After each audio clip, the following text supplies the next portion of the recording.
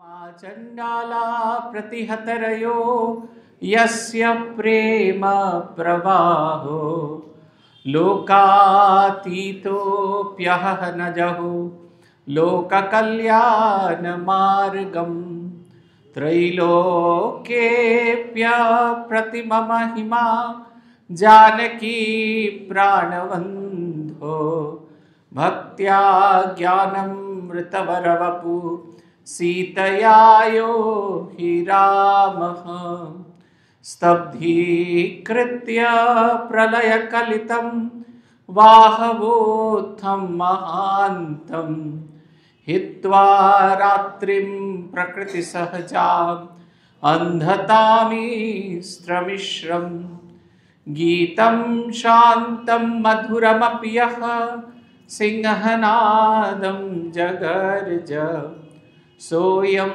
जातप्रथितपुरुषो रामकृष्णस्त्विदानीं जय जय रामकृष्णो वाञ्छाकल्पतरु जय जय भगवान् जगतेर गुरु जय जय गुरुमाता जगत जाननी रामकृष्ण भक्तिदात्री चैतन्यदायिनी जय जय रामकृष्ण इष्ट गोष्ठीगान सबार चरण रेणु मागे अधम। শ্রী ভগবানের অশেষ কৃপায় আমরা আজ সমবেত হয়েছি শ্রী শ্রী রামকৃষ্ণ পুঁথি থেকে পাঠ এবং আলোচনার উদ্দেশ্য নিয়ে। আমরা পড়ছিলাম অনুরাগে কালী দর্শন শ্রীরামকৃষ্ণ দেবের জীবনীর এই পর্বে। আমরা দেখছিলাম, বলছেন, প্রভুদেব বলিলেন, পীড়ারও ব্যাপার সাধু কয় এ তো নয় বিয়াধি তোমার, লোচন বিকার ইহা সাধনার ফলে স্বভাবস্থ হবে চক্ষু ঢাকা যাবে খুলে। মহা আনন্দিত প্রভু বচনে সাধুর, বিষণ্ণতা আতুরতা সব দুঃখ দূর। যেটি বিশেষ করে আকর্ষণীয় হচ্ছে শ্রীরামকৃষ্ণদেব নিজে, তিনি তার অসুখে একবারে নিজে তার মনে হচ্ছে যেন তার ভীষণ শরীর খারাপ হলো, সব কিছু হলো, কিন্তু আদতে এসব কিছু নয়। এবং যখন ঠিক হয়ে গেল তখন তার যে রিয়াকশানগুলো সেগুলো দেখার মতো। ঠাকুর সূর্যের দিকে তাকিয়ে তার কি মনে হয়েছিল, সূর্যোদয় থেকে সূর্যাস্ত অবধি চোখে সূর্যের দিকে তাকিয়ে ইষ্টমন্ত্র জপ করছিলেন। একটা সময় দেখা গেল চোখের আর পলক পড়ছে না। তারপরে তিনি একে জিজ্ঞাসা করেন, তাকে জিজ্ঞেস করেন, ওকে জিজ্ঞেস করেন। এমন সময় এক সন্ন্যাসী এসে হাজির। তাকে যখন জিজ্ঞাসা করলেন তিনি বললেন, না এটা কোনো রকম খারাপ কিছু না, ওটা আপনা আপনি ঠিক হয়ে যাবে। সঙ্গে সঙ্গে ঠাকুরের ওইখানেই শেষ হয়ে গেল, যেখানে ফেলে দেওয়া সেইখানেই শেষ করে দিলেন। আমাদের কি হচ্ছে, আমরা বয়ে বয়ে নিয়ে বেড়াই বলে সমস্যা, আমাদের কোনো সমস্যার সমাধান হয় না। কেন এমনটা হলো, এমনটা হতেই পারে, কেন এমনটা হলো, এমনটা নয় কেন, অন্যের হচ্ছে না আমার কেন হচ্ছে, এই নিয়ে আমরা ভীষণ রকমভাবে মেতে উঠি। ভগবানকে চাইবার ইচ্ছা, ভগবানকে আঁকড়ে ধরার ইচ্ছা, এগুলো আর আমাদের সেভাবে আর ছোঁয়ে না। পুথিকার এরপরে ঠাকুরের গোপন সাধনের গল্প বলছেন। এই প্রথম অংশটুকু আমরা বিগত দিন বলেছিলাম, কিন্তু আবার আমরা আজকে পড়ব এই পুনরাবৃত্তিটাকে ধরে রাখার জন্য, এটাকে পারম্পর্যটাকে ধরে রাখার জন্য। পুথিকার লিখছেন, গোপনে সাধনা কেহ জানিতে না পারে, জগৎ সুষুপ্ত যবে রেতেরও বেলায়, কিছুকাল পরে তবে ঋতুটের পান, গভীর রজনী মধ্যে মামা যান যেথা যান, ঝোপ জঙ্গলেতে পূর্ণ দেখে লাগে ত্রাস, ভূত প্রেত শিবা সর্পকুলেরও আবাস, পরদিন বুঝাইতে বলেন হৃদয়ে, মামা তব এ কি কর্ম উচিত না হয়, রাত্রিকালে ঝোপ মধ্যে নিদ্রা নাই মোটে, দেহে দিলে এত কষ্ট পরিবে সংকটে, শ্রীপ্রভুর 1,00,000 মন প্রাণ, কাজেই হৃদুর বাক্যে কে বা দিবে কান, শ্রীপ্রভুর মনে প্রাণে বহে এক ধারা, যতদিন নাহি হয় কর্মেরও কিনারা, এখানে চিন্তায় হৃদু সতত অস্থির, নিবারণ হেতু এক করিল ফিকির, অন্তরিক্ষে দূরে থাকি ভয়ে প্রদর্শনে, ঢিল ছোঁড়া নানা দিকে এখানে ওখানে, ব্যাপার বুঝিতে তার দেরি নাহি হয়, ভূত প্রেত নহে ঢিল ছুঁড়িছে হৃদয়, নিজের হৃদয়ালয়ে মগ্ন ধিয়ানে, চেষ্টা ব্যর্থ দেখি হৃদু চিন্তান্বিত মনে, মামার উপর তার আন্তরিক টান, সুস্থির থাকিতে নারে কাঁদে মন প্রাণ। পুথিকার বলছেন 2-4 দিন যেতে না যেতে ঠাকুর রাত্রিবেলা কোথায় যায় এটা ঋদু আবিষ্কার করে ফেলল, এবং ঋদু আবিষ্কার করে মামার পেছন পেছন সেখানে গিয়ে হাজির। এবং তিনি সেই মামাকে নানাভাবে ভয় দেখাতে থাকলেন, যেরকম ছোট ছেলে আরেকজন বাচ্চাকে ভয় দেখায়, ঠিক সেই রকম ঢিল টিল ছুঁড়ে ভয় টয় দেখানো হলো। এবং এই ভয় দেখাতে থাকলেন। তারা মনে করলেন যে মামা বোধহয় আর এই সাধন ভজনে ক্ষান্ত দেবেন, তিনি আর বোধহয় এই ভয় টয় পেয়ে আর কিচ্ছু করবেন না। তা কিন্তু নয়, ঠাকুর কিন্তু এক লক্ষ্যে এক মন প্রাণ দিয়ে করছেন। এখানে দুটি কথা পুথিকার বলছেন। শ্রীপ্রভুর এক লক্ষ্যে এক মনোপ্রাণ, কাজেই ঋদুর বাক্যে কেবা দিবে কান। পুথিকার বলছেন যে হৃদয়ে গিয়ে তাকে অনেক করে বোঝালেন, তুমি তোমার পূজারীর কাজ, তোমাকে এত পরিশ্রম করতে হয়, তারপরে যদি তুমি সারা রাত জেগে থাকো তাহলে কি করে শরীর থাকবে, শরীর তো ভেঙে পড়বে। ঠাকুরের সমস্ত মন প্রাণ সেই একই দিকে আছে, তিনি ভগবান বিনা আর অন্য কোনো কিছু চিন্তা করছেন না। সেই কারণে হৃদয়রামের এত যে পরামর্শ, সেগুলো তার কানের মধ্যে ঢুকছে না। ভগবত প্রাপ্তির পথে যা কিছু বাধা, সেগুলোকে উপেক্ষা করে তারা যায়। আমাদের এখানে পিপিটিসিতে যখন দেখতাম যে ছেলেপুলেরা সাধু হতে আসে, ভালো ভালো পরিবারের ছেলেপুলেরা, কখনো তারা ভাবেনি সাধু হতে আসবে, কিন্তু তারা যখন সাধু হতে আসে তাদের এত বৈরাগ্য, বাড়ির সবাইকে ছেড়ে তারা আসে, সেই বৈরাগ্যটি দেখার মতো। পূজ্যপাদ আত্মস্থানন্দজি আমাদের বারবার বলতেন ওই বৈরাগ্যটিকে দেখার জন্য। আমাদের যাতে 2-4 বছর হয়ে গেছে ওই বৈরাগ্যটা খানিকটা থিতিয়ে যায়, উনি বলতেন যখন থিতিয়ে যাবে মনে হবে তখন ওদের গিয়ে দেখবি কীরকমভাবে ভগবানের কাছে আকুতি জানাচ্ছে, কীরকমভাবে বাড়ির সমস্ত কিছু উপেক্ষা করে এসেছে। ভগবানের প্রতি ভালোবাসা কতটা তীব্র হলে বাড়ির লোকজনদের যে এত ভালোবাসা, এত আকর্ষণ, সেগুলো ফিকে হয়ে যায়। বলছেন ওই ভাবটিকে নিজের হৃদয়ের ভেতরে জাগ্রত করতে হয়। পূজ্যপাদ আত্মস্থানন্দজি আমাদের ওই কারণে বলতেন যে নতুন যে ছেলেপুলেরা আসবে তাদের সঙ্গে ভাব করার চেষ্টা করবি, তাদের কাছ থেকে শুনবি তাদের গল্প। সবাই যে সংসারের অশান্তি থেকে সেখান থেকে পালিয়ে এসে সাধু হতে এসছে তা নয়, কিন্তু বেশিরভাগই আসে ভগবানকে ভালোবেসে। নাহলে এত কৃতি ছেলেপুলেরা বাইরের জগতে থাকলে কত কি করতে পারত। এখানে আমাদের তো খুব উল্টোপাল্টা বিষয় আছে, যে ইঞ্জিনিয়ার তাকে ল্যাবে পাঠিয়ে দেওয়া হবে, যিনি সিভিল ইঞ্জিনিয়ার তিনি গিয়ে অ্যাকাউন্টসের কাজ দেখবেন, এরকম সব আমাদের তো আছে। নিজেদের পছন্দ অপছন্দ কিচ্ছু নেই, নিজেদের স্বাধীনতা স্বতন্ত্রতা সবটুকু ভগবানের জন্য উজাড় করে দেওয়া, এই কিন্তু বড় একটা সাধারণ জিনিস নয়। পুথিকার বলছেন ঠাকুরকে তিনি এত করে বোঝাচ্ছেন, ঠাকুরের যেন কোনো কিছুতেই কান আসছে না, তিনি যেন বুঝতেই পাচ্ছেন না, এত কিছু যে বলা হচ্ছে কিছু বুঝতেই পাচ্ছেন না, কারণ তার এক লক্ষ্যটা অন্য দিকে আছে। তাই এই কথা যেগুলো সেই লক্ষ্যপথে যা কিছু বাধার সৃষ্টি করছে, কোনোটাতেই কিছু নয়। যে জায়গাটা এখন আপনারা দেখেন, আমাদের যে পঞ্চবটী দেখেন, তার জায়গাটা এরকম ছিল না, খানিকটা নিচু জায়গা ছিল, এবং সেখানে সাপ, বিছে এবং শেয়াল, এই তিনটির ভয়ঙ্কর উৎপাত ছিল। সেগুলোকে উপেক্ষা করে শ্রীরামকৃষ্ণদেব ওই পঞ্চবটিতে তিনি সাধন ভজন করেছেন। মশাকে উপেক্ষা করে সাধন ভজন করা যে কী কঠিন, সে আমরা বেলুড় মঠে থেকে বুঝতে পারতাম। আমাদের বেলুড় মঠে আমরা প্রত্যেকে এসে গরমের দিন থেকে শীতের দিন অবধি, যখন এখন তো অনেক ভালো হয়ে গেছে, আমরা যখন সাধু হতে এসেছি আজ থেকে 30 বছর আগে প্রচণ্ড মশা ছিল।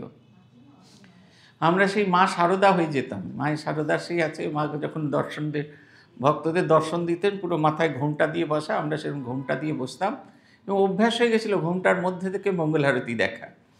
আমাদের এত মশা লাগতো। তারপরে তো সবার ট্রেনিং সেন্টারে দেখতাম, বাজার যখন হতো তখন সবাই যারা অন্য প্রদেশ থেকে এসে তারা সব মুঠো মুঠো ওডোমস কিনতেন, আঙ্গুলের, হাতের কুনুইতে, এই সব জায়গায় আমরা ওডোমস লাগিয়ে বসতাম। কিন্তু লক্ষ্য একটাই, ভগবানকে। যাই নিই না কেন, লক্ষ্য একটা ভগবানকে। ঠাকুরের এসবের কিচ্ছু প্রয়োজন হচ্ছে না। পূজ্যপাদ ভূতেশানন্দজি মহারাজের কাছে একটা বাবুরাম মহারাজের স্মৃতি কথা শুনেছিলাম। ভূতেশানন্দজি বলছেন যে তারা এসে জপ করতে বসেছেন, বাবুরাম মহারাজও জপ করছেন। জপ করতে করতে এদের তো জপ সারা হয়ে গেছে, উঠতে পারছেন না, যদি উঠলে বাবুরাম মহারাজের ধ্যান ভঙ্গ হয়। বলছে অমন ধবধবে শরীর, সারা শরীরটা মশাতে একবার এমনভাবে ঘিরে ধরেছে, কুচকুচে কালো মনে হচ্ছে। বলছে আমাদের দেখেও কীরকম অবাক লাগছে, কিন্তু মহারাজের কোনো রকমভাবে মন কোনো কিছুর মধ্যে নামছে না। একবারে সেই অনন্তের সঙ্গে মিশে গেছে। এই অদ্ভুত এক আকুতি। একদিন রেতে ঋতু সাধনার স্থানে মমতায় টেনে যায় পণ করি প্রাণে। দূর থেকে দেখিলেন তথা গুণমণি, ভাব ধারণের কথা অপূর্ব কাহিনী। পরিত্যক্ত যজ্ঞসূত্র বিহীন বসন, এক মনে মহাধ্যানে আছেন মগন। কাছে যেতে ভয় মাত্র টানের সাহসে, ধীর গতিপদে ঋদু জঙ্গলে প্রবেশে। মনে মনে করে মামা এসেছে কোথায়, বারবার ডাক দিয়া প্রভুরে জাগায়। বলে মামা এ কি তর্ব কর্ম গরহিত, উলঙ্গ অঙ্গেতে নাই যজ্ঞ উপবিত। নিবিড় আধার স্থান গভীর রজনী, চৌদিকে কতক দূর নাহি জনপ্রাণী।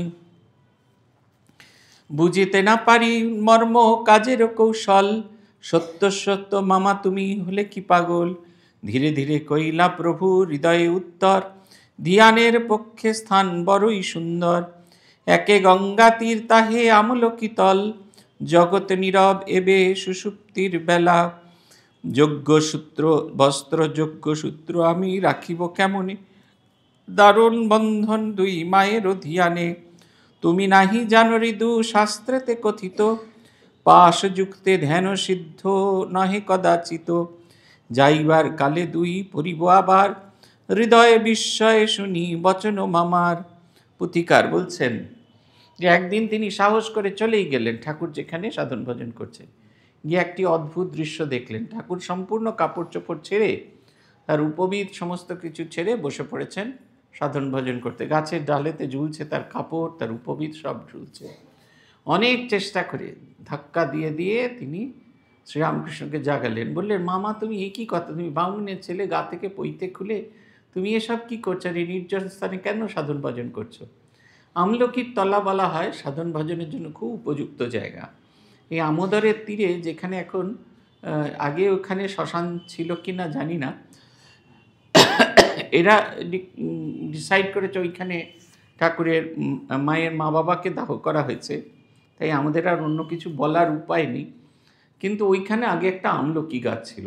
সেই আমলকি গাছের তলায় যখন যোগিনমা এবং শারদানন্দজি এরা সব যেতেন, তখন ওই আমোদরে স্নান করে শারদানন্দজি এবং যোগিনমা ওই আমলকি তলায় বসে অনেক সময় জপ করতেন। বলা হয় আমলকি গাছে ৩৩ কোটি দেবতার বাস, তাই সেইখানে বসে জপ ধ্যান করলে খুব উপকার হয়। এই আমলকি গাছের ডাল ভেঙে পড়লে সেই ডাল যখন মায়ের কাছে এনে দেওয়া হতো, মা সেই পাতাগুলো খুলে রাখতেন। বিল্লপত্রের মতো সেই পাতা দিয়েও পুজো হতো, আমলকি পত্র দিয়েও পুজো হয়, এত পবিত্র আমলকি।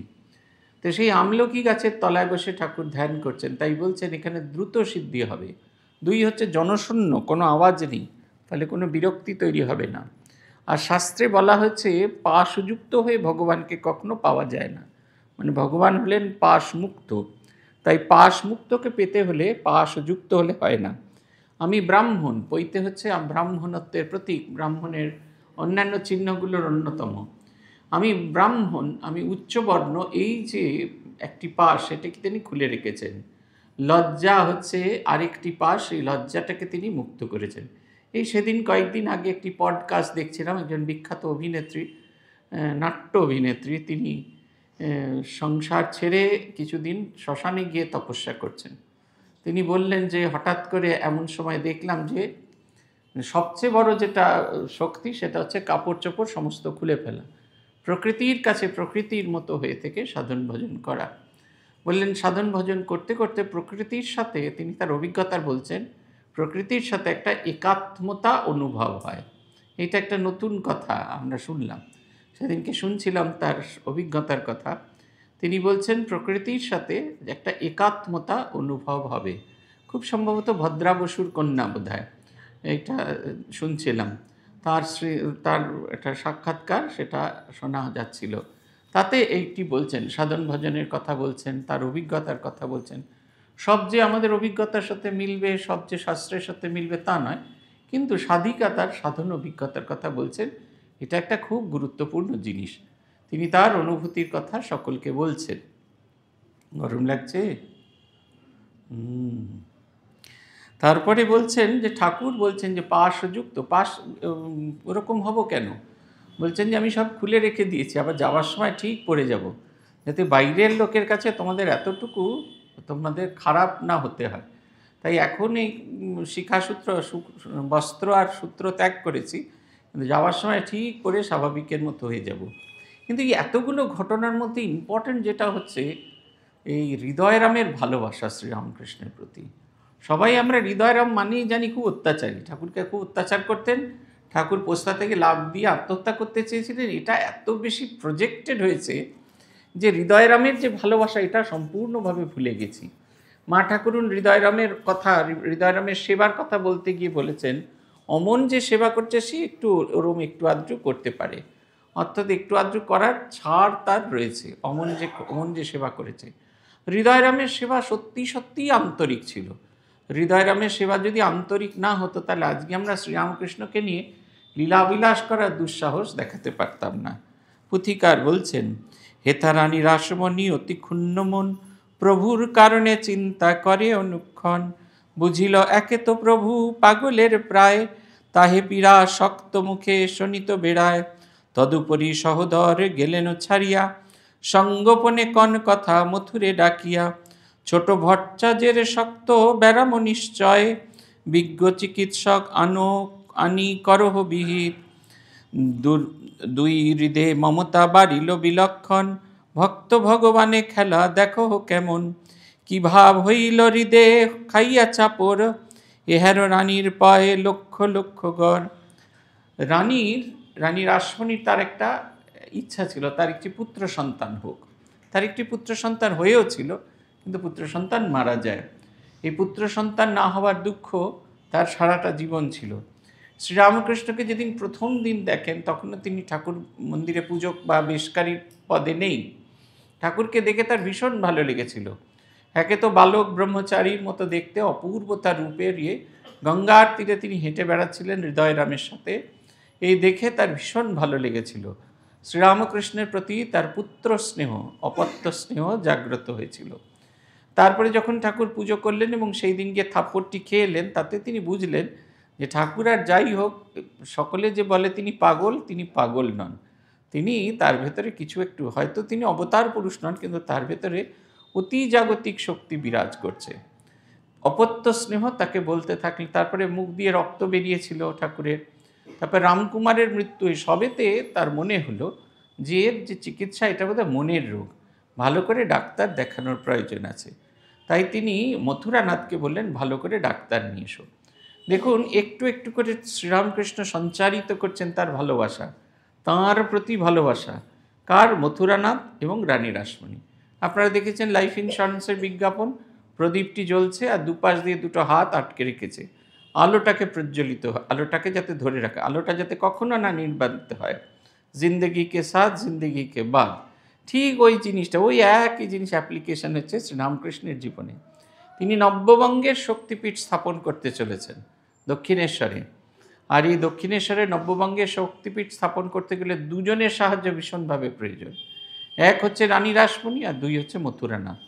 তাই দুজনের যদি পুরো ভালোবাসা, পুরো অ্যাটেনশন না হয়, তাহলে তাঁর এই নব্যবঙ্গের শক্তিপীঠ স্থাপন করা সম্ভব হবে না। সেই কারণে দুজনের প্রতি তার ভালোবাসা, তিনি তাদের মধ্যে তাঁর প্রতি ভালোবাসা তৈরি করছেন। যেমন আমরা দিনের পর দিন শ্রীরামকৃষ্ণকে দেখতে দেখতে দেখতে দেখতে তাকে ভালোবাসতে শিখে যাই। এই কয়েকদিন আগে, বোধহয় দিন 3-4 আগে, একটু ঠান্ডা পড়েছিল, সকালে একটা গেরুয়া রঙের, ভোরবেলা একটা গেরুয়া রঙের মাফলার ঠাকুরকে পরানো হয়েছিল। সেই ছবিটি ওয়েবসাইটে আমাদের যে ওয়েব টিম তারা তুলে একটা সাইট থেকে শুধু একটা মুখ আর সেই কমলা রঙের গেরুয়া রঙের মাফলারটা পরানো আছে। সেই ওয়েবসাইটে সেই ছবিটি প্রকাশিত হয়েছিল। সকলে উচ্ছ্বসিত, সে প্রশংসা করছে। সকলের মনে হচ্ছে যেন শ্রীরামকৃষ্ণের সত্যি সত্যি ঠান্ডা লেগেছে। এমনভাবে তারা প্রকাশ করছিলেন যেন প্রত্যেকের ভেতরে যে মাতৃভাব, অপত্য স্নেহ, সেটি যেন জাগ্রত হয়ে গেছে, একটি ছবি জাগ্রত করে দিয়েছে। অতএব কল্পনা করুন শ্রীরামকৃষ্ণদেব কীরকমভাবে মথুরামোহন এবং রানী রাসমণির ভেতরে অপত্য স্নেহ জাগ্রত করলেন। তাদের কাছে রানী রাসমণি, ছোট ভট্টাচার্য মানে শুধু পূজারী নন, রানী রাসমণির কাছে শ্রীরামকৃষ্ণ মানে আপনার জন্য অসুস্থ হয়ে পড়েছে, অতএব সেই অসুস্থতা নিবারণের জন্য ডাক্তার ডাকা দরকার। ডাক্তার ডাকা হলো সেই সময়কার বিখ্যাত ডাক্তার গঙ্গাপ্রসাদ সেনকে খবর দেওয়া হলো। শ্রী গঙ্গাপ্রসাদ কবিরাজ অতি খ্যাত, চিকিৎসা কারণে তাই করিলা নিযুক্ত। যথাসাধ্য পীড়ার নির্ণয় দেহ করি, মাখিতে দিলেন তেল, খেতে দিল বড়ি। তেল বড়ি ব্যবহারে বহুদিন গেল, প্রতিকার সে পীড়ার কিসেও না হলো। যত দেখে তত বারে পীড়া দিনে দিনে, এত বড় কবিরাজ সচিন্তিত মনে। একদিন প্রাতে প্রভু গেলা তার ঠাঁই, চিকিৎসালয়ে উপস্থিত তার ভাই। করিতেন সেই ভাই সযোগের দিন, প্রভু দর্শনে মনে কইল নিরূপণ। হবে কোন যোগীবর এই মহামতি, প্রত্যক্ষ শ্রী অঙ্গে দেখি লক্ষণ তেমতি। পীড়া বলে তথাপিও মূর্তি মুগ্ধকারী, বিশেষিয়া জিজ্ঞাসিল সবিনয় করি। প্রভুর শ্রীমুখে শুনি সকল বারতা, চিকিৎসক সহোদরে কহিলেন কথা। এ পীড়ার শান্তিদান নিদানে না পারে, আরোগ্য প্রয়াস মাত্র অন্ধজনে করে। যোগেশ দুর্লভ পীড়া, পীড়া ইহা নয়, সমুদিত অঙ্গে পীড়া বহু ভাগ্যে হয়। তথাপিও প্রতিকার কবিরাজ করে, বাড়িতে লাগিল বেগ কিসেও না সারে। গঙ্গাপ্রসাদ সেন অনেক রকমের তেল টেল মাখতে দিলেন, বড়ি টড়ি খেতে দিলেন, কিন্তু কোনো কিছুতেই তার কোনোভাবে সুস্থ হয় না। একদিন গঙ্গাপ্রসাদ সেনের বাড়িতেই ঠাকুর সকালবেলা চলে গেলেন। চেম্বারে বসেছিলেন গঙ্গাপ্রসাদ সেনের ছোট ভাই, তিনি যোগ সাধনা করেন। শ্রীরামকৃষ্ণকে দেখা মাত্র তিনি বুঝতে পারলেন যে লোকটিও যোগ সাধনা করেন। তিনি অসুস্থ বলছেন, কিন্তু তার মুখখানি একবারে ঝকঝক ঝকঝক করছে। এরকমটি সাধারণত অসুস্থ মানুষের পক্ষে হয় না। ঠাকুরকে তিনি খুঁটিয়ে খুঁটিয়ে তার অনুভবের কথা, তার অসুবিধার কথা জিজ্ঞাসা করতে থাকলেন, এবং তিনি বুঝতে পারলেন যে এটা যোগজপীড়া, এটা সাধারণ ওষুধ দিয়ে কিছু হবে না। ভাইকে বললেন যে এ এক দুর্লভ জিনিস, এক দুর্লভ রোগ, সাধারণ মানুষের এ রোগ হয় না, কিন্তু যার হয়েছে এ রোগ সে একবারে অতি ভাগ্যশালী। তোমার কাজ নয়, তুমি কোনো রকম ওষুধপত্র দিয়ে কে সুস্থ কোনো রকমের কিছু করতে পারবেন। কিন্তু গঙ্গাপ্রসাদ সেন তিনি তো ডাক্তার, তার তো এসব কথা শুনলে হবে না। তাই তিনি নানা রকমের ওষুধ, তেল সমস্ত কিছু দেওয়া হতে থাকলো। ধীরে ধীরে শ্রীরামকৃষ্ণের অসুস্থতা বাড়তে থাকলো, তিনি আরও অসুস্থ হতে থাকলেন। সবার ভেতরে চিন্তা, রানীর গুণের কথা না যায় ব্যাখানি, মথুরে কহিলা তাই ডাকাই আনি। উপায় বিহীন দেখি কি করিবে কাজ, চিকিৎসায় উপশম না হন ভট্টাজ। পরস্পর নানা কথা যুক্তি স্থির করি, ভাগিনা হৃদয়ে কইল শ্যামারও পূজারী। প্রভুর বেতন মুসহারা সমগণী, বন্ধনী করিয়া দিলা ভক্তিমতী রানী। রাখিলেন প্রভুদেবে রাখিলেন পরম যতনে, সুন্দর বন্ধনী করি সেবারও কারণে। রাধা শ্যাম আর যেন কালী ঠাকুরানী, তুল্যরূপে সেবি রাখে ভক্তিমতী রানী। প্রভুর কারণ দ্রব্য যখন যা লাগে, যোগায় অমনি রানী সকলের আগে। পুথিকার বলছেন, অবশেষে তারা দুজনে মিলে ঠিক করে বুঝলেন যে শ্রীরামকৃষ্ণকে দিয়ে আর কাজ করানো সম্ভব হবে না, এই শরীরে আর কাজ করা সম্ভব হবে না। তাই তারা একটা অদ্ভুত উপায় অবলম্বন করলেন, হৃদয়রামকে পূজারী নিযুক্ত করলেন। শুধু পূজারী নিযুক্ত করলেন তাই নয়, শ্রীরামকৃষ্ণ যে টাকা মাসোহারা টাকা যেটা মাইনে পেতেন সেটা মাসোহারা হিসেবে গণ্য করলেন। শুধু তাই নয়, বন্ধনী করে দিলেন। বন্ধনী করে দেওয়া মানে হচ্ছে একটা অর্ডার পাস করা, যে যখনই যদি কোনো দিন রানী রাসমণি না থাকেন, যদি কোনো দিন মথুরানাথ নাও থাকেন, তাহলে যতদিন শ্রীরামকৃষ্ণ বেঁচে থাকবেন ততদিন তিনি এই টাকাটা মাসোহারা হিসেবে পাবেন। এটা একটা চিরস্থায়ী বন্দোবস্ত, বন্ধনী শব্দটার অর্থ হচ্ছে তাই, একটা চিরস্থায়ী বন্দোবস্ত করলেন। শুধু তাই নয়, মা কালী এবং রাধা গোবিন্দকে যেভাবে সেবা করা হয়, শ্রীরামকৃষ্ণকেও সেই একই মর্যাদায় সেবা করা হতে থাকলো। তার যখন যা প্রয়োজন সেগুলো সবার আগে জোগানোর ব্যবস্থা করলেন রানী রাসমণি। তাদের কাছে ধীরে ধীরে ধীরে ধীরে মানুষ শ্রীরামকৃষ্ণ থেকে ধীরে ধীরে এই দেব মানবে রূপান্তরিত হচ্ছেন তিনি। তাই তিনি এই ব্যবস্থাটি করলেন, তার জন্য এই ব্যবস্থাটি করলেন। পুথিকার লিখছেন, আজ থেকে নিত্যকর্ম শ্যামা পূজা গেল। এই যে আমাদের অনেক সময় হয় না যে আমাদের মনে করি রিটায়ারমেন্টের পর থেকে খুব সাধন ভজন করব, আমার কাছে সেদিনকে একজন ভদ্রমহিলা এসেছিলেন কিছু মাস আগে, কয়েক মাস আগে। তিনি এসে বললেন তার জীবনে খুব সমস্যা। কি সমস্যা? 2 বন্ধুতে মিলে এসেছেন, দুজনেই প্রভানন্দজির আশ্রিত। বললেন খুব সমস্যা জানেন তো, আমি আমার অনুভবের কথা যাদেরই বলি তারা আমার কথা শুনে হাসে। তা আমি জিজ্ঞেস করলাম কতক্ষণ সাধন ভজন করেন? 2 বেলা মিলিয়ে সাকুল্যে 45 মিনিটও নয়। এখন এত সাধন বা এত দীর্ঘ সময় ধরে সাধন ভজন করে যে অনুভূতি হয়েছে সেটি তিনি তার ছেলেপুলেদের, তার মনে হচ্ছে তার কিছু অন্তরের ভেতরে জাগরণ হচ্ছে, তার পিঠের শির দ্বারা নাকি শিশির শিশির করে কিছু একটা উঠছে, নানা রকমের তারও, আমি মজা করছি না, তার অনুভূতি হচ্ছিল। তিনি তার সেই অনুভূতিগুলো বলতে গেলেন তার সন্তানদের কাছে, তারা তাকে নিয়ে মজা করতে শুরু করলেন। তারপরে আমি বললাম আপনার বলতে যাওয়ার কি কথা? চৈতন্যদেব বলে গেছেন আপন সাধন কথা না কহিবে যথাতথা। কেন বলতে গেলেন? বলতে দেওয়ার তো দরকার নেই। আপনি যখন সাধন ভজনে সিদ্ধ হবেন তখন আপনাকে লোকে দেখে এমনিই বুঝতে পারবে। বলে ঠাকুরের সেই গল্পটা বললুম, সেই নতুন বর এসেছে, জানলা দিয়ে মেয়েরা দেখাচ্ছে ওই কি তোর বর, সে বলছে হুম। আরেকজনকে দেখাচ্ছে ওই কি তোর বর, মেয়ে বলছে হুম। তারপরে যখন এই কি তোর বর নিজের বর থেকে তখন খিলখিল করে হাসছে। তেমনি আপনার যখন ভগবত লাভ হবে, ভগবত প্রীতি লাভ হবে, তখন তিনি ধীরে ধীরে এইভাবে ভাবিত হবেন। এইটা হচ্ছে কথা, এই কথা পরিষ্কার। কিন্তু তিনি কোনো কথা শুনলেন। আমি জিজ্ঞেস করলাম যে এই তো এখন তো সারাদিনে 45 মিনিট সাধন ভজন করছেন, ঠাকুর বলে গেছেন এক হাতে ভগবানকে ধরে আর এক হাতে কাজ করে। বলছে তাই তো করছি, এক হাতে ভগবানকে ধরে এক হাতে কাজ করছি। রিটায়ার করলে দু হাত দিয়ে ধরুন। কত বছর পরে রিটায়ার করলেন? 14 বছর পরে। আমি হে ভগবান, 14 বছর পরেও আমাদের কিন্তু এটা হয় না। শ্রীরামকৃষ্ণ জীবন আমাদের নতুন করে দেখাতে শেখালো। কি দেখালো?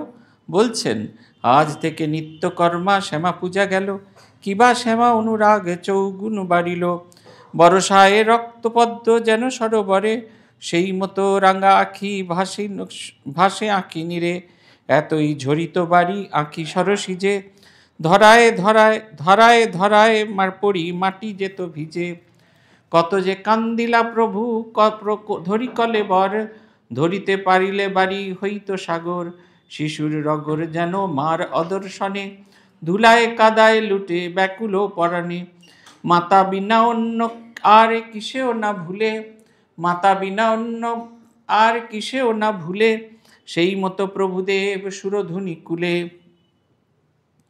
পদ্মদল হেরে হারে সুকোমলকায়, দেখা দে মা কোথা বলি লুটা লুটি যায়, গোটা দিন কত যাবে সূর্য বাসে পাটে, জিহ্বা ধরে টানিতেন বিরহের চোটে, বলিতেন এলো সূর্য পুনঃ গেল ঘর গেল, আমি যেন তাই শ্যামা আমার কি হলো, অসহ্য যতনাপ্রদ শিররোগ যার, না জানে নিদানে কিবা আছে প্রতিকার, মস্তক লইয়া ব্যতি ব্যস্ত অনুক্ষণ, যন্ত্রণা জ্বালায় করে জলে নিমগন, বিরহ সন্তাপ সেই মতো প্রভুরায়, মগ্ন করিতেন মাথা গঙ্গার কাদায়, আর্তনাদে হিয়া ভেদে পশে যার কানে, সে বুঝে সেরূপ তার পীড়ার বেদনে, দিনে দিনে যে দিন যায় ক্ষুধা তৃষ্ণা নাই, আত্মীয় বান্ধব যত কাতর সবাই, খাওয়াইয়া দিলে ধরে পরে ধরাধরি করে, তবে কিছু ভোজ্য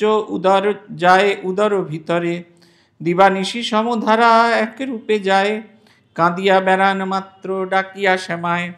বলছেন তার কাজ থেকে তিনি মুক্ত হলেন বটে, কিন্তু শ্যামা সাধনা দ্বিগুণ হয়ে গেল। আগে শুধু দিনের বেলা তিনি পুজো করতেন এবং বাকি সময়টা রাত্রিরে তিনি সাধন ভজন করতেন।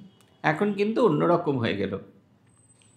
এখন সমস্ত দিন, যেহেতু তাকে সমস্ত কাজ থেকে নিবৃত করে দেওয়া হয়েছে, সমস্ত মন প্রাণ উজাড় করে তিনি সাধন ভজন করা শুরু করলেন।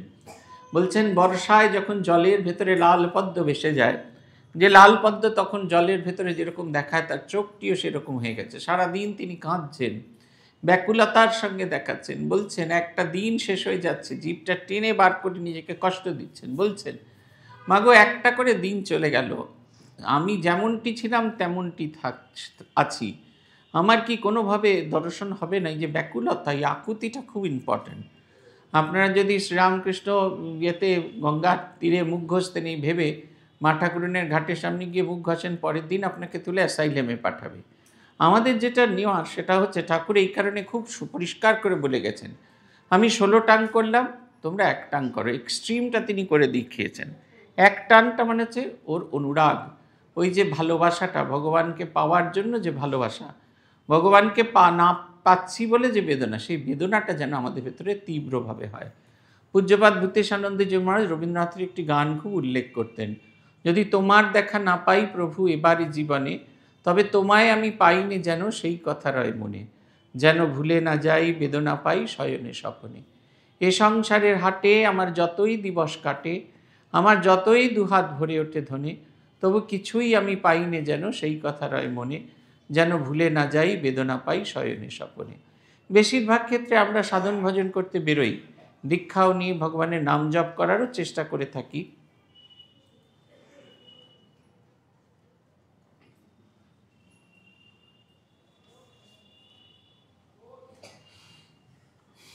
আমরা নাম জপ করারও চেষ্টা করে থাকি, কিন্তু বেশিরভাগ সময় আমরা মাঝ রাস্তায় এসে আটকে যাই। ভাবি ঠিক আছে, এই জন্মে হলো না, পরের জন্মেতে সাধন ভজন হবে, পরের জন্মে ভগবান লাভ হবে, এক্ষুনি চাই, এই জন্মেই চাই।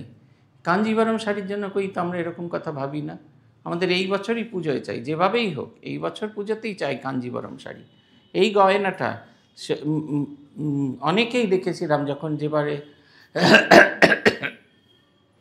2008 সালে যখন পার্মানেন্ট এক্সিবিশন এসেছিল শ্রীরামা সারদা দেবী সেই হোগলা পাকের বালা, তারপরে আমার দেখা উচিত নয় কিন্তু চোখে পড়ে গেছিল, অনেক মায়ের হাতে দেখেছি এরকম সোনার হোগলা পাকের বালা। ওই সোনার হোগলা পাকের বালা তো নিজের পুরনো বালাকে ভেঙে চুরি তো তৈরি করেছি, তাহলে সেটা যদি হতে পারে, প্রত্যেকটা জিনিস যদি হতে পারে, পাশের বাড়ির লোকের যদি এয়ার ফ্রায়ার দেখে আমার এয়ার ফ্রায়ার কেনার ইচ্ছা হতে পারে, সবগুলো যদি হয়, ভগবানের ক্ষেত্রে আমাদের হয় না কেন? কারণ আমরা ওইরকম আকুতির সঙ্গে, ওইরকম ভালোবাসার সঙ্গে তাকে ডাকি না। তিনি ভিন্ন, আমার জীবন একেবারে সম্পূর্ণ ফাঁকা, এটা আমরা কিছুতেই বুঝতে চাই না। সূর্যি মাঝে জীবনের গল্প আছে, রাজা মহারাজকে খেতে দিয়েছেন, রাজা মহারাজ ভাত ভেঙে দেখছেন ভাতের ভেতরে একটা পোড়া দেশলাই কাঠি। বাবুরাম মহারাজকে রাজা মহারাজ বলছেন, দেখেছো বাবুরামদা, আমাকে এরা কীরকম পয়জন দিচ্ছে। বাবুরাম মহারাজ বলছেন, ও মা তা কেন, তা করতে ভুল করে চলে এসেছে। সূর্যিমাছ কিচ্ছু শুনছেন, রাজামাছ কিচ্ছু শুনছেন না, উঠে সূর্যিমাছকে খুব মারতে শুরু করেছেন, খুব মারছেন, দমাদ্দম মারছেন, চড় মারছেন, কিল মারছেন, থাপ্পড় মারছেন, মেরেই চলেছেন। কিন্তু সূর্যি মহারাজ ওখান থেকে পালাননি, নির্বাণানন্দজি দাঁড়িয়েই আছেন, দাঁড়িয়ে মার খাচ্ছেন। রাজামাছ বাবুরাম মাছ বলছেন, সূর্যি পালা, সূর্যি পালা। তখন বাবুরাম মহারাজকে সূর্যি মাছ বলছেন, কোথায় পালাবো মহারাজ, যেখান থেকে পালিয়ে আসা সেখান থেকে তো পালিয়ে এসেছি, আর তো পালানোর জায়গা নেই। এই যে ভগবান ভিন্ন আমার আর কোনো জায়গা নেই, অনলি সোলেস, এই বোধটা যতক্ষণ না হবে ততক্ষণ আমার মনে হবে যে রামকে পেলুম না বলে শ্যামকে নিয়ে ঘর করা যায়। এই যে ব্যাকুলতা, এই যে ভীষণ রকমের ব্যাকুলতা, এই ঠিক কথা বলছেন ঠাকুর। মাকে পাচ্ছেন না বলে তার যে হৃদয়ের যে বেদনা, তার হৃদয়ের যে তীব্রতা, সেইটা তিনি বারবার করে প্রকাশ করছেন। এবং তার মানুষজন ভাবছেন যে নিশ্চয়ই নিজের মাকে হারিয়ে বোধহয় এইরকম বেদনা হতে হয়েছে। তারা কিছুতেই বুঝতে পারছে না যে ভগবান প্রাপ্তির জন্য বা ভগবত প্রাপ্তির জন্য না অপ্রাপ্তির জন্য তার যে কষ্ট, এই কষ্টটা তারা কিছুতেই অনুভব করতে পারছেন না। এটা হচ্ছে কথা। বারে বা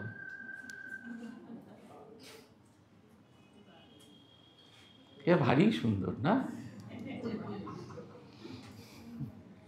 একেবারে কি সুন্দর। দেখুন এর সঙ্গে একটা সাজুজ্য রেখেছেন। দেখুন এই যে আমরা পাঠটা করছি, এতক্ষণ বলছিলাম ভগবান ছাড়া জগৎটা আমাদের কিছু নয়, এই রাত আমাদের তোমার আমার শুধু দুজনে, ভগবান আর আমি, এইটা যদি ভাবতে পারি খুব সুন্দর। জানেন তো, আমাদের একজন সাধক আছেন নবব্রত ব্রহ্মচারী, তিনি এই গানগুলো নিয়ে কীরকমভাবে এই যে আধুনিক গানগুলো নিয়েছেন, আধ্যাত্মিক সাধক কেমন করে নিতে পারবেন। তার মধ্যে একটি গানের কথা আমার এখনও মনে আছে, আমি এত যে তোমায় ভালোবেসেছি তবু মনে হয় এই যেন কিছু নয়, কেন আরও বেশি করে বাসে না হৃদয় বোধহয়।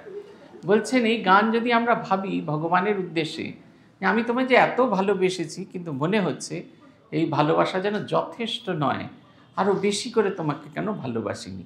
এটা উনি বলতেন, নবব্রত ব্রহ্মচারী বলতেন। আপনারা অনেকেই ওনার পাঠ শুনেছেন।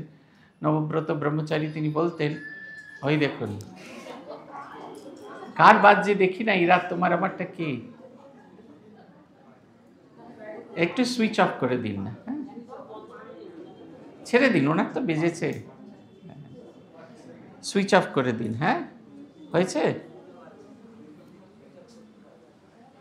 এখন তো সন্ধে, এখনই এই রাত তোমার আমার বললে মুশকিল। তা সেই ভগবানের প্রতি আমাদের এই যে ভালোবাসার তীব্রতা, এই কতখানি তীব্র হলে ভগবানকে আমরা এইভাবে পেতে পারি, তার একটা ছবি এইখানে শ্রীরামকৃষ্ণ তার লীলায় দেখাচ্ছেন। জ্যেষ্ঠ খুলতাত ভাই হাল্যধারী দাদা, পুরীতে পূজক চিন্তা করেন ও সর্বদা, শাস্ত্রজ্ঞ সাধক দেহ পণ্ডিত প্রবর, আড়ালে প্রভুরে লয়ে বুঝানো বিস্তর, মামা বলি কেন ডাকো বালকের প্রায়, শোনা মাত্র শ্যামা মাত্র নাম শোনা কে কোথায় পায়, চাঁদ লাগি কাঁদে যেন শিশু অকারণ, শ্যামার লাগিয়া দেখি তোমারও তেমন, ক্ষুধা নিদ্রাহি কেন কাঁদো দিনে রেতে, পাবার হইলে শ্যামা এত দিনে পেতে, কেন কেঁদো না কাঁদিলে কিবা হবে অনিবার, কেমনে হইল যেন মাথার বিকার, এত বলি দাদা মত করেন সান্ত্বনা, এত বলি দাদা যত করেন সান্ত্বনা, ততই প্রভুর হয় শেলের যাতনা, শ্যামাদূর সুদুর্লভ শুনি ভীষণ বারতা, শতগুণে পায় হৃদি ব্যাকুলতা, প্রবেশী অস্থির প্রাণে শ্যামার মন্দিরে, কাতরে কহেন শ্যামা প্রতিমা গোচরে, কোথা শ্যামা দেমা দেখা মোরে একবার, হলধারী বলে মোর মাথারও বিকার, যাতনায় যায় প্রায় দেহ ছাড়ি প্রাণী, তথাপি না দেয় দেখা নিদয়া পাশানি, লইয়া শ্যামার খাড়া প্রভু অবশেষে, বসাইতে যান যাবে নিজ গল দেশে, তখনও সাক্ষাৎকারে আইলা জননী, বলিলেন ডাকিলেই দেখা পাবে তুমি, থাকো আপনার ভাবে আছো যেই মতো, অচল অটল নাহি হবে বিচলিত, সে হতে শ্যামাপদ যদি কোনো জন, নাবিনে দুর্লভ কথা করে উচ্চারণ, ভগবান প্রভুদেব বিশ্বাস আকর, সদাবদ্ধ করিতেন শ্রবণ নিকর। পুতিকার বলছেন যে এই ঠাকুর তার দাদা হলধারী ছিলেন, তার খুড়তুতো ভাই হরধারী, খুব পণ্ডিত মানুষ তিনি। ঠাকুরের এইরকম শারীরিক বিকার, তারই অসুস্থতা তাকে ভীষণভাবে ব্যথিত করত। তিনি একদিন ডেকে ঠাকুরকে বোঝাতে চাইলেন, তুমি যে বাচ্চা ছেলের মতো এরকম করছো, এরকম করাটা ঠিক নয়। বাচ্চা ছোট ছেলেরা আকাশে চাঁদ দেখে চাঁদকে চায়, তাই বলে কি চাঁদকে পাওয়া যায়? চাঁদকে পাওয়া যায় না। ঠিক সেই রকম জগন্মাতাকেও এরকম করে পাওয়া যায় না। যদি পাওয়া যেত তাহলে নিশ্চয়ই এতদিনে তিনি দেখা দিতেন। জগন্মাতা সুদুর্লভ, এই কথা শুনে তার ভীষণ কষ্ট হতে থাকলো। ছুটতে ছুটতে চলে গেলেন দক্ষিণেশ্বরের কালীর মন্দিরে, বললেন, মা, বোকা মুখ্য বলে কি তুই আমাকে এরকম হেলা করলি, আমাকে নিয়ে হেলা করলি? দেখা দেওয়ার জন্য তিনি আকুতি প্রকাশ করতে, চরমতম আকুতি। যখন তিনি সেই খাঁড়া হাতে নিয়ে গলা কাটতে গেলেন, তখন তার একটি অদ্ভুত সুন্দর দর্শন হয়। দর্শনটি খুব ভালো করে লীলা প্রসঙ্গে আছে, শ্রীরামকৃষ্ণদেবের মুখের কথা। সেটা লীলা প্রসঙ্গে শারদানন্দজি ব্যক্ত করেছেন। সিনেমা, টিভি, সিরিয়ালে যেভাবে এটি দর্শনটি বলা হচ্ছে সেরকম দর্শন নয়। বলছেন কীরকম? বলছেন যে ঘর বাড়ি সমস্ত কিছু ঘুরতে থাকছে, একটি জ্যোতির সমুদ্রের ভেতরে সেটি যেন ঘুরতে থাকছেন। সেই জ্যোতির সমুদ্রের ভেতরে কখনো শ্রীরামকৃষ্ণদেব ডুবে যাচ্ছে, কখনো তার থেকে উঠে আসছেন, হাঁপিয়ে পড়ছেন, আবার ডুবে যাচ্ছেন, আবার উঠছেন। এই ওঠা ডোবা হতে হতে ধীরে ধীরে ধীরে ধীরে সেই জ্ঞান সাগরে, সেই জ্যোতির সমুদ্রের ভেতরে তিনি লীন হয়ে গেলেন। কেউ কেউ বলেন, শারদানন্দজি অভিমত, যে ঠাকুর বোধহয় তার দর্শন পেয়েছিলেন। কারণ যখন উত্থিত হলেন, তিনি এই সমাধি থেকে উত্থিত হলেন, তখন তিনি মা মা এই ধ্বনিটি করছিলেন। কিন্তু ঠাকুরের এই যে জ্যোতি দর্শন, এটি হচ্ছে আসল কথা। জ্ঞানের প্রকাশ জ্যোতিতে আছে। আমরা যে জ্ঞানকে আলো বলে নির্দেশ করে থাকি, আলোর অন্য কোনো রং হয় না, জ্যোতির্ময় তার চেহারা। আমরা কয়েকদিন আগে দুর্গাপূজার সময় নবমী তিথি, আমাদের রামহরিপুরের একজন পরিচিত, তাদের বাড়িতে গিয়েছিলাম দুর্গাপুজো দেখতে। আমি দেখছি মায়ের গায়ের সমস্ত পোশাক আশাক সব সোনালি রঙের। তারপরে যখন পুজো টুজো দেখে আমরা প্রসাদ পাবো বলে যাচ্ছি, আমি জিজ্ঞাসা করলাম, এরকম সব সোনালি কেন? আপনাদের কি এরকম কিছু আছে? উনি বললেন, আসলে এটি স্বপ্নে পাওয়া দেবী। জ্যোতির্বলয়ের মধ্যে দেবী দাঁড়িয়েছিলেন এই দুর্গা রূপে, এবং তিনি তার পূর্বপুরুষকে আদেশ দেন যে তাকে যেন পুজো করা হয়। যখন পটুয়াকে তিনি বর্ণনা করছেন, জ্যোতির বর্ণনা করছেন, তখন তিনি বুঝে উঠতে পারেননি কেমন সেই জ্যোতির মতো, তাই পোশাক আশাকগুলো গোল্ডেন কালারের করেছিলেন। এইটি কথা। আপনারা যারা বটকৃষ্ণ পাল ওদের বাড়ির জগদ্ধাত্রী পুজো দেখবেন, গিয়ে দেখবেন পেছন দিকে একটা রূপোর বলয় তৈরি করা আছে, তাতে আগুন যদি ছিটকে ছিটকে বেরো যেরকম হয় ঠিক সেরকম। বটকৃষ্ণ পাল জগদ্ধাত্রী ওই রকম মূর্তি দর্শন করেছিলেন। জগদ্ধাত্রী 4 জন সখী, সব জায়গায় 2 জন সখী দেখা যায়, এখানে 4 জন সখী। এবং সাধারণত আমরা মূর্তিতে দেখি যে মা একটা পা নামিয়ে রেখেছেন, এখানে 2টো পা ভাঁজ করে পদ্মাসনে বসে আছেন সিংহের উপরে, এইরকম একটি মূর্তি ওখানে পুজো করা হয়। বলছেন শ্রীরামকৃষ্ণ এই জ্যোতির অর্থ তিনি যেন জ্ঞান সমুদ্রের ভেতরে ঢুকে গেলেন। এই বারবার উঠছেন বারবার নামছেন, তার কারণ হচ্ছে আমাদের প্রচলিত একটু ধারণা থাকে, আর তারপরে যখন নতুন ধারণা কিছু হয় তখন আমরা সেই ধারণাটাকে গ্রহণ করতে পারি না, আমাদের একটা সংশয় কাজ করতে থাকে। খুব সহজ আপনাদের একটা মায়েদের উদাহরণ দিয়ে থাকি। বাড়িতে আপনার পুত্রবধূ এসে বলল, মা তুমি কেন এই ইয়েতে সেদ্ধ করছো, এই সব সবজিগুলো নিয়ে যদি একবার ইয়েতে দাও, প্রেশার কুকারে দাও, তাহলে প্রেশার কুকারে দিলে খুব তাড়াতাড়ি সেদ্ধ হবে, আর যদি না হয় অন্তত কড়ার মাথায় একটা ঢাকনা চাপিয়ে দাও, তাহলে খুব দ্রুত সেদ্ধ হবে, এতে গ্যাস খরচও কম হবে, সব কিছু। আপনি ভাবছেন আমি 30 বছর ধরে সংসার করছি, এর নাক টিপলে দুধ বেরোয়, এর কাছ থেকে আমি শুনবো, কিন্তু কিছুতেই শুনতে চাইছে না। তবু পুত্রবধূর প্রতি ভালোবাসায় একদিন আপনি সত্যি সত্যি কড়ার মাথায় ঢাকনা দিয়ে দেখলেন, জিনিসগুলো সেদ্ধ করে দেখলেন সত্যি নির্দিষ্ট সময়ের অনেক আগে হয়ে যাচ্ছে। তারপর প্রেশার কুকারে সেদ্ধ করে দেখলেন, তখন দেখছেন যে সত্যি সত্যি এটা খুব তাড়াতাড়ি সেদ্ধ হয়ে যায়, 2 সিটিতেই সব সেদ্ধ হয়ে গেছে। এইটা ঠিক তাই, এই যে প্রচলিত আমার একটা ধারণা ছিল, এত বছর ধরে আমি দেখেছি যা উনুনের ওপর কড়া বসিয়ে তাতে জল দিয়ে তাতে সব জিনিসপত্র সেদ্ধ করা হচ্ছে, এই যে নতুন যে ধারণা সেটা কিছুতে আপনি গ্রহণ করতে পারছেন না, অথচ সেই নতুন যে ধারণা সেটা খুব অ্যাট্রাকটিভ। শ্রীরামকৃষ্ণ একবার করে সমুদ্রের উপর উঠছেন, তার যে প্রচলিত ধারণা সেটা যেন বারবার ব্যাহত হচ্ছে, আবার তিনি সেই সমুদ্রের ভেতরে, সেই জ্যোতির সমুদ্রের ভেতরে ঢুকে যাচ্ছেন। এইভাবে যেতে যেতে একটা সময় জ্যোতির একটা অংশ হয়ে তিনি জ্যোতির্ময় শরীরে এলেন। মায়ের কাছে তিনি প্রার্থনা করেছেন, যেটা লীলা প্রসঙ্গে যেখানে এই দর্শনটির কথা বলা আছে তার ঠিক পরের পাতাতে আছে, মায়ের কীরকম নিত্য দর্শন হতো। শ্রীরামকৃষ্ণদেব বলছেন তারপর থেকে যখনই মাকে দেখার ইচ্ছা হতো, ওই রকম কান্নাকাটি করলে তিনি দেখতে পেতেন যে মানুষজনের মাঝখানে, বলছেন সিনেমায় যেরকম আমরা এখনকার দিনে যাত্রাওয়ালার বলতে পারবেন, আগে সেই উইংস আর টাঙানো হতো। যদি আপনার গ্রামের দৃশ্য, গ্রামের নাটক হতো, তাহলে বাড়ি টাড়ি হেনা তানে সব, শহরের বাড়ি হলে সেই দরজা টরজা সব আঁকা থাকতো। ঠিক ওই রকম নাটকটা ইম্পর্টেন্ট, উইংসটা ইম্পর্টেন্ট নয়। ঠিক সেরকম তাকে দেখে লোকজন যখন করতেন তাতে ছায়াচিত্রের মতো তার বোধ হতো, আর তার ভেতরে জ্যোতির্ময়ী অভয়া তার মুখখানি তিনি দেখতে পেতেন, এটি তার নিরন্তর দর্শন হতো। শ্রীরামকৃষ্ণদেব বলেছিলেন যে এই দর্শনটা তার হতো। পূজ্যপাদ রঙ্গনাথানন্দজি মহারাজের অনেক বছর আগে, খুব সম্ভবত 1954 সালে শ্রী মায়ের প্রথম দর্শন হয়। তিনি যখন দর্শন পান, সেই দর্শনটি তার একটি কাগজে লিখে ওই তারিখ দিয়ে তার জপের মালার কৌটোর ভিতরে লুকিয়ে রাখা ছিল। শরীর যাওয়ার কয়েকদিন আগে সেই কৌটো থেকে কাগজটি তিনি বার করে তার সেবককে দিয়েছিলেন। বোধহয় সম্ভবত এতদিন বাদে, তার শরীর চলে যাওয়ার আগে এটি দিয়েছিলেন তার দর্শনের কথা। সাধারণ সারা জীবন তিনি কখনো তার দর্শনের কথা বলেননি। সেইখানে দর্শনের ভেতরে একটি জিনিস ছিল, তিনি শ্রী মাকে কাছে প্রার্থনা করেছিলেন, আজ যেরকম দর্শন হলো এরকম নিত্য দর্শন হওয়া চাই। মা হাসি মুখে সেই কথাটি করেছিলেন, তার সেই প্রার্থনাটি স্বীকার করেছিলেন, এবং আমরা বিশ্বাস করি তিনি সব কিছুর ভেতরে শ্রী মা জগন্মাতাকে দেখতে পেতেন।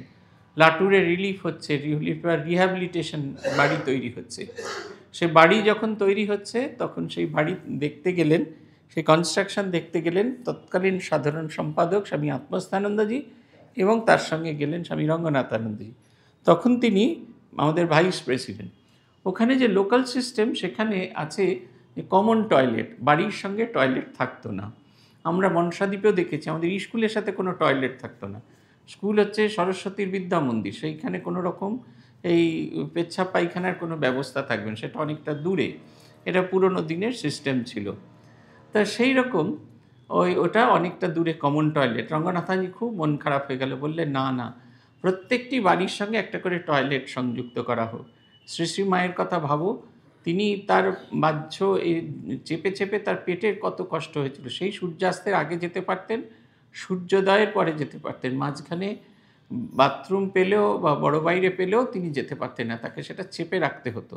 কি কষ্ট তাকে পেতে হয়েছিল, মায়েদের যেন সেই কষ্ট না পেতে হয়। তার জন্য প্রয়োজনীয় যে অতিরিক্ত টাকা, তার খানিকটা তিনি দিয়েছিলেন। এইবার একটু না বাড়াবাড়ি হয়ে যাচ্ছে, জানেন তো। এইবার একটু, আপনাকে তো বারবার বলছে একটু বন্ধ করছেন না কেন, কি সমস্যা? হ্যাঁ ঠিক আছে ঠিক আছে, আপনারা গুঞ্জন করবেন, একটু আপনারা থামুন না, আপনার তো বাজেনি। আমি মায়েদের ওইখানে ভ্রামরই বলি, মায়ের ঠিক দিব্য গুণ আছে, গুনগুন গুনগুন গুনগুন কিছু একটা হলে ভ্রমর যেরকম গুঞ্জন করে ঠিক সেরকম বাজুন। উনি বুঝতে পারছেন না, ওনারা শোনারও আকুতি আছে, সেটাও ভাবুন। এতবার যে আপনারা এতবার জন বলছেন, তার মধ্যে তো উনি বারবার ফিরে আসছেন শুনবেন বলে ভগবানের কথা, এই আকুতিটাও কম বড় কথা না। হ্যাঁ বন্ধ করা, হ্যাঁ পাচ্ছেন না, কি করবেন, আবার বাড়ির লোকজন খোঁজ করছে, ওগো তুমি কোথায় গেলে, কেউ কম কথা নয়, কেউ কম কথা না। আপনাদের তো কেউ খোঁজ করছে না, গিয়ে দেখুন একটাও মিসড কল নেই। শ্রীরামকৃষ্ণ ওই ভাবেতে একদম ভাবুক হয়ে গেলেন।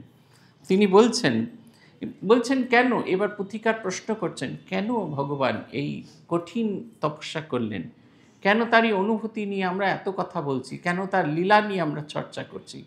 পুথিকার এই 4 লাইনে বলছেন, জীবশিক্ষা হেতু প্রভু সাধনার আগে দেখাইলা শ্যামা মিলে কত অনুরাগে। অনুরাগ কাকে বলে, কি তার প্রকৃতি, সরল বুদ্ধিতে শুনো রামকৃষ্ণ পুঁথি। শ্রীরামকৃষ্ণ দেখাচ্ছেন যে গুরুসহ সাধন করা যায়, গুরু ছাড়াও সাধন করা যায়। গুরু ছাড়া সাধন করতে গেলে যে তীব্র পরিমাণ অনুরাগের প্রয়োজন হয়, সেই অনুরাগের তীব্রতাটা কত সেইটি বোঝানোর জন্য তিনি এইটি দেখাচ্ছেন। তিনি এই অনুরাগটি বোঝানোর চেষ্টা করে চলেছেন, এবং তিনি বারবার এই যে তপস্যা করছেন, তার যে এত যে তীব্র তপস্যা, জগৎকে শেখানোর জন্য। তার আর আলাদা করে অনুরাগের প্রয়োজন নেই, জগৎকে শেখানোর জন্য, যে শুধু ভালোবাসা দিয়ে যদি তাকে খোঁজা যায়। সবার যে গুরুকরণ করতে হবে এরকম কোনো মানে নেই, কিন্তু গুরুকরণ না করলে কীরকম তীব্র অনুরাগ থাকা দরকার, সেই অনুরাগের তীব্রতা বোঝানোর জন্য এত কিছু সাধন ভজন তিনি করলেন।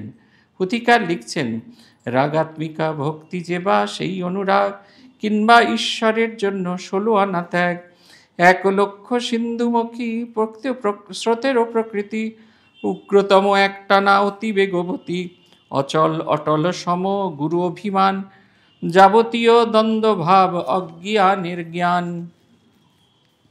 শারীরিক মানসিক যত সংস্কার, বাসনা কল্পনা আদি বাহ্যিক ব্যাপার, ঘৃণা লজ্জা ভয় আর জাতিকুলমান, সকলেরে প্রিয় দেহ প্রাণেরও সমান, তৃণসম ভাষাইয়া লয়ে যায় বেগে, এই ধর্ম মর্ম বুঝো বহে অনুরাগে, এই বেগে রাতিসজ্জ হয় এত দূর, শুনো কি প্রভাব তার অবস্থা প্রভুর, হৃদয়ে বেদনা গাত্র দাহের জ্বালায়, লুটাপুটি খান জান ভূমে ধুলায় কাদায়, কোমল গায়ের চর্ম কত যায় কাটা, বাঁধিল মাথায় চুলে দীর্ঘ দীর্ঘ জটা, দেহ ব্রহ্ম বাহ্যহারা দেহ গোটা জ্বর, চড়াই আসিয়া বসে মাথার উপর, আহারীর অন্বেষণে চঞ্চু বিলিখনা, যদ্যাপি জটায় পায় তণ্ডুলের কণা, বুঝো অনুরাগ কিবা লক্ষণ কি তার, পরিপক্কে ধরে মহাভাবেরও আকার, বিনাশ হলো আনা শুদ্ধ সত্যেরও আধার, ভৌতিক আধারে বেগে নহে ধরিবার, অবতার সেইখানে মহাভাব খেলে, অবতার সেইখানে মহাভাব যেথা, জয় প্রভু রামকৃষ্ণ ভাবেরও বারতা। জগৎকে তিনি শিক্ষা দিতে চাইছেন যে কত গভীর অনুরাগ চাই। বলছেন কীরকম অনুরাগ, রাগাত্মিকা ভক্তি যে বা সেই অনুরাগ, কিংবা ঈশ্বরের জন্য 16 আনা ত্যাগ। রাগ শব্দটার সংস্কৃত অর্থ হচ্ছে অনুরাগ, ভালোবাসা। আমরা যে রাগের কথা বলি সেই রাগ সে রাগ নয়, ওই রকম রাগ নয়, দেখিয়ে রাগ টাগ করে ওরকম রাগ নয়। অনুরাগ হচ্ছে মূল শব্দটা। ভগবানের প্রতি ভালোবাসা, সেই ভগবানের প্রতি ভালোবাসা এমন তীব্র হবে, ভগবানের জন্য আমরা সব কিছু ত্যাগ করতে পারি। ভালোবাসাটা এত তীব্র থেকে তীব্রতর, আমরা সমস্ত কিছু, এই জীবনের যাবতীয় সুখ সমৃদ্ধি স্বাচ্ছন্দ্য সব কিছু তার জন্য ত্যাগ করতে পারি। বলছেন 1,00,000 সিন্ধুমুখী স্রোতেরও প্রকৃতি, উগ্রতম এক টানা অতি বেগবতী। আর সাধন ভজনের ধারাটা কীরকম হয়? লক্ষ্যের দিকে এক টানা এগিয়ে যাওয়া। জগৎ সংসার অনেক বাধা এসে উপস্থিত হবে, লক্ষ্যের দিকে এগিয়ে যাওয়া। কালকে একটি ছেলে, কাল না পরশুদিন একটি ছেলে বলছিলেন, তিনি সাধন ভজন করেন, তার মা তাকে খুব বকাঝকা করেন, ঠাকুরের নামে উল্টোপাল্টা কথা বলেন। তাতে কি তোমার জব করতে কেউ বারণ করেছে? মনে মনে তোমাকে কেউ হিং টিং ছাট করে জব করতে কে বলেছে? তাছাড়া মায়ের বকুনি, মায়ের গালাগালি, সেটাও আশীর্বাদ। এটা তো আশীর্বাদ স্বরূপ। মা আমাদের প্রতি মুহূর্তে একটা যেন আমরা যাতে আরও সাধন ভজনশীল হতে পারি। অনেক সময় আপনারা দেখবেন আপনার বাড়ির লোকেদের কাছে বকুনি খেতে হয়, বাড়ির লোক অনেক সময় টিটকিরি করে, কিন্তু এগুলো যদি এইভাবে নেন যেই টিটকিরিগুলো আমার সাধন ভজনের পথে বাধা এসে উপস্থিত হয়েছে, আমাকে যেন কেউ যেন আহ্বান করছেন যে বাধাকে অতিক্রম করে যাও। বাধাকে অতিক্রম করে যদি না যেতে পারো তাহলে ভগবানকে লাভ করতে পারবে না। জীবন যদি বাধাশূন্য হয়ে থাকে তাতে আর কি কৃতিত্ব আছে বলুন? জীবন যত বাধাবহুল হবে তবে না তার ভেতরে কৃতিত্ব। আমরা যদি খুব সাধারণভাবে চলে আসতে পারি তবে তো হয় না, তবে না যাত্রাপথের কথাটা আমাদের তীব্রভাবে মনে থাকে। তাই আমি তাকে বললাম যে মায়ের যে বকুনি ঝকানি খাচ্ছে এগুলো সব আশীর্বাদ। মা আশীর্বাদ করছেন, তোমাকে বারবার আক্রমণ করছেন, তোমার দেখতে চাইছেন তোমার অনুরাগ কতটা। এই যে বলতে চাইছেন কীরকম অনুরাগ, যেরকম নদী তার উৎসমুখ থেকে বেরিয়ে সমুদ্রের দিকে যাত্রা করে, সে কি কারুর কথা শুনে রিভার্স বেগে আবার কি তার উৎসমুখে পৌঁছয়? কখনো পৌঁছয় না। সে যখন যাত্রা শুরু করেছে যাত্রা চলবে। আমরা যেদিন সাধু হতে এসেছিলাম, পূজ্যপাদ আত্মস্থানন্দী আমাদের একটা ভারী সুন্দর কথা বলেছিলেন। এই যে জার্নিটা শুরু হলো, এই জার্নিটা হচ্ছে একটা নৌকায় করে একটা দ্বীপে তোরা পৌঁছলি, তারপরে দ্বীপে পৌঁছানোর পরে সেই নৌকাটাকে পুড়িয়ে দিলি। নো লুকিং ব্যাক, পিছনে আর তাকিয়ে থাকা নয়। যা ছেড়ে এসেছি, যাকে হারিয়েছি সেটা হারিয়েছি চিরদিনের মতো। এখন অমূল্য রতন, অমূল্য ধন আমাদের আহরণ করতে হবে, তার চেষ্টা। ফিরে দেখলে, বারবার যদি ফিরে দেখিস তাহলে আর সেই অমূল্য রতনের দিকে যাওয়া যাবে না। সাধনের এই ভাবটি বলছেন। 3 নম্বর কি ছাড়তে বলছেন? অচল অটল সম গুরু অভিমান, যাবতীয় দ্বন্দ্বভাব অজ্ঞানের জ্ঞান, শারীরিক মানসিক যত সংস্কার, বাসনা কল্পনা আদি বাহ্যিক ব্যাপার, ঘৃণা লজ্জা ভয় আর জাতিকুলমান, সকলের প্রিয় দেহ প্রাণেরও সমান, তৃণসম ভাষাইয়া লয়ে যায় বেগে, এই ধর্ম মর্ম বুঝো বহে অনুরাগে। আরেকটা কি? 3 নম্বর হচ্ছে আমিত্ব। আমি কি কম? আমি কিছু কম নই। এই যে আমরা যে জপ ধ্যান করি এতেও একটা আমাদের আমিত্ব আছে। জানেন তো, আমাকে একদিন বলছেন, জানেন তো মহারাজ, সারাদিনে প্রায় 8,000 জপ করছি। তারপরে আবার কিছুদিন বাদে এসে আমাকে ফিসফিস করে বলছেন 500 বেড়েছে, আমার 500 জপ বেড়েছে। জপ কিন্তু কিচ্ছু হচ্ছে না, শুধু সংখ্যা গুণে চলছেন। তার ভেতরে যে নাম, তার ভেতরে যে ভালোবাসা, সেটা হচ্ছে না, শুধু অনুরাগ। একদিন একটা গুলি, একটা বাক্সে করে ওই বাচ্চা ছেলেরা গুলি খেলে না, সেই গুলি এনেছেন, আমাকে দেখাচ্ছেন। গুলি দিয়ে কি করেন? 108 করে জপ করি আর একটা করে গুলি এপাশ থেকে ওপাশে সরিয়ে রাখি, এই করে জপ করছি। হ্যাঁ, গুলি দিয়ে কি হবে? জপমালায় জপ করলেই হলো। এ হাতেও একটা জপমালা নিলেন, এ হাতে একটা জপমালা নিন, হয়তো গোলাগুলি করতে হবে না। এই জপমালায় 54টা দানা রাখুন, তাহলে 5,400 জপ হবে। আর এই জপমালায় 108 রাখুন। খুব বুদ্ধিটা ধরে গেছিল, কিন্তু তিনি গুলিতে বেশি বিশ্বাসী, সকলকে দেখাতেন। একজন বলছেন এমন জপ ধ্যান করেছে, দেখুন জামা কাপড় সব রোদ্দুরে দিতেছেন, ঘামে ভিজে গেছে। এই যে আমি আমি আমি আমি, এইটা আমাদের কিছুতেই ভগবানের দিকে এগিয়ে যেতে দেয় না। তাই বলছেন, আর শারীরিক মানসিক যত সংস্কার সব কিছু ছেড়ে দিতে হবে। যে বলছিলেন, উনি বলছিলেন সিদ্ধারার ভেতরে একটা কি পনপন সনসন করছে। গম্ভীরানন্দজি মহারাজের কাছে একটা এরকম চিঠি এসেছিল, আমার কুলকুণ্ডলিনীর জাগরণ হচ্ছে, যখনই জপ করতে বসি পিঠে সিদ্ধারার কাছে কি একটা সনসন সনসন করে। তার চিঠির উত্তরে গম্ভীরানন্দজি মহারাজ লিখলেন যে ভালো ডাক্তার দেখাইয়া স্বাস্থ্যকর পুষ্টিকর খাদ্য খাইবে। এইগুলি মনে হচ্ছে তোমার অপুষ্টির অভাব হচ্ছে, সেই কারণে সনসন পনপন এই জাতীয় জীব হচ্ছে। আর কি? ঘৃণা, লজ্জা, ভয় আর জাতিকুল মান। ঘৃণা, লজ্জা, ভয় আর জাতি, কুল, এই সমস্ত কিছু পরিত্যাগ করে যতক্ষণ না আমরা পরিত্যাগ করতে পারছি ততক্ষণ হচ্ছে না। সাধকরা সব এক প্ল্যাটফর্মে দাঁড়ান। উনিও সাধনা করছেন, আমিও সাধনা করছি। আমি গেরুয়া পরে তাকে খুঁজছি, আপনি সাদা কাপড়ে খুঁজছেন। অতএব আমি যে বিরাট বড়, আপনি আমার চেয়ে যে ছোট, এরকমটা নয়। আমরা দুজনেই সাধক, পথে নেমে পড়েছি। আমাদের এখানে প্রভু মহারাজের যারা আশ্রিত আসেন, ইয়েতে মন্দিরে আসেন, তারা মাঝে মাঝে খুব ঘ্যাম দিয়ে বলতেন আমাদের জানেন আপনি বলছেন নিয়মকানুন মানতে, আমরা কতদিনের পুরনো ভক্ত হিসেবে এটা নয়, ভগবান কৃপা করে তিনি 10 বছর আগে আমাকে এনেছিলেন। আমি তাই 10 বছর আগে আপনি এসেছেন ভগবানের কাছে, আমি 10 বছর পরে এসেছি। আমরা কে ভগবানের কাছে পৌঁছতে পারবো, কে কত কাছে পৌঁছবো, that is the most important thing. Chetananandaji training সেন্টারে যাওয়া হচ্ছে না, স্বামী বিবেকানন্দের 100 বর্ষ উৎসব হচ্ছে। গম্ভীর মহারাজ বলেছেন তুমি এখন যাবে না, তুমি এবছর ট্রেনিং সেন্টারে যাবে না। তাই তিনি মনের দুঃখ বলতে এসেছেন মাধবানন্দজিকে। মাধবানন্দজি বলছেন ওতে কি হচ্ছে, কে ভগবানের কাছে সেটি হচ্ছে ইম্পর্টেন্ট, কে তাড়াতাড়ি তার কাছে পৌঁছতে পারছে সেইটাই খুব গুরুত্বপূর্ণ জিনিস, আর অন্য কোনো কিছু গুরুত্বপূর্ণ জিনিস নয়। এই এক প্ল্যাটফর্মে দাঁড়ানো, সম আসনে দাঁড়ানো, সেও সাধনা করছে তার মতো, আমিও সাধনা করছি আমার মতো। এইটার অর্থ দেখবেন ঠাকুর একটি গান গাইছেন বারবার, আপনাতে আপনি থেকো মন, যেও না কো কারু ঘরে। এই যে কথাটা যিনি বলছেন, এই যে আপনাতে আপনি থেকো মন, নিজেকে নিয়ে ব্যস্ত থাকা, নিজের সাধন ভজন নিয়ে ব্যস্ত থাকা। ক্ষুদিরাম চট্টোপাধ্যায়ের জীবনী আমরা পুঁথিতে পড়ছিলাম, এমনিতেও পড়েছি। তিনি কখনো কারুর ঘরে যেতেন না, কোথাও গিয়ে কোনোদিন আড্ডা মারতেন না। কেন আড্ডা মারতেন না? তার কারণ তার সময় ছিল না। একবারে গভীরভাবে ভাবিত হয়েছিলেন, তার সময় ছিল না, এসব নিয়ে ভাবার মতো তার সময় ছিল না। আরেকটা জায়গায় আমরা দেখছিলাম, সেখানে ত্রৈলঙ্গ স্বামীর কথা, ঠাকুর গিয়ে দেখলেন ত্রৈলঙ্গ স্বামী তপ্ত বালির ওপর, সাদা বালির ওপর এমনভাবে শুয়ে আছে, কেউ যেন ভালো করে বিছানা পেতে দিয়েছে। এই যে তীব্র যন্ত্রণা, যে বালির যে কষ্ট যন্ত্রণা কি করে হচ্ছে, তার পুরে শরীর পুরে কালো হয়ে গেছে, সামান্যতম বোধ হচ্ছে না তাকে দেখে, আনন্দে ভরপুর হয়ে গেছে। বলছেন কি করে হয়? বলছেন নাহি দেহেরও খবর।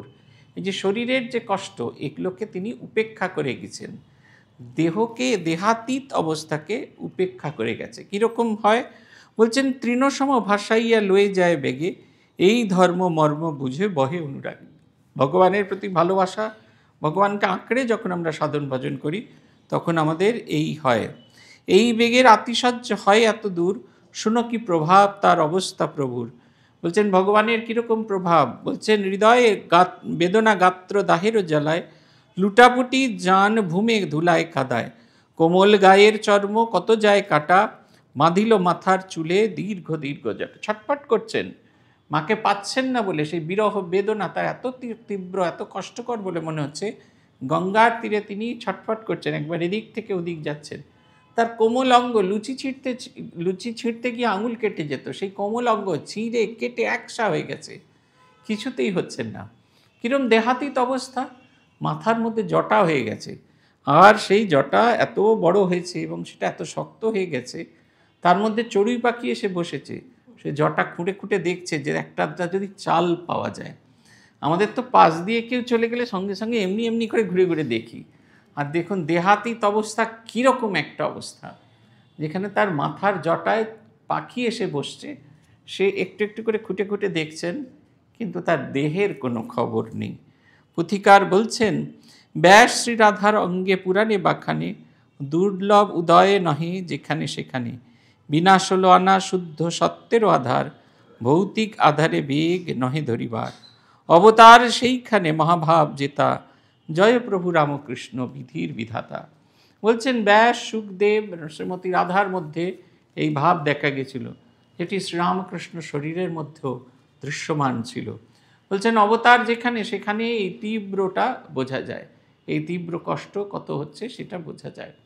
বলছেন তিনি যেন সেই নিজে সেই কষ্টটা ভোগ করছেন, তাহলে আমাদের কি হবে না, আমাদের কি কষ্ট হবে না?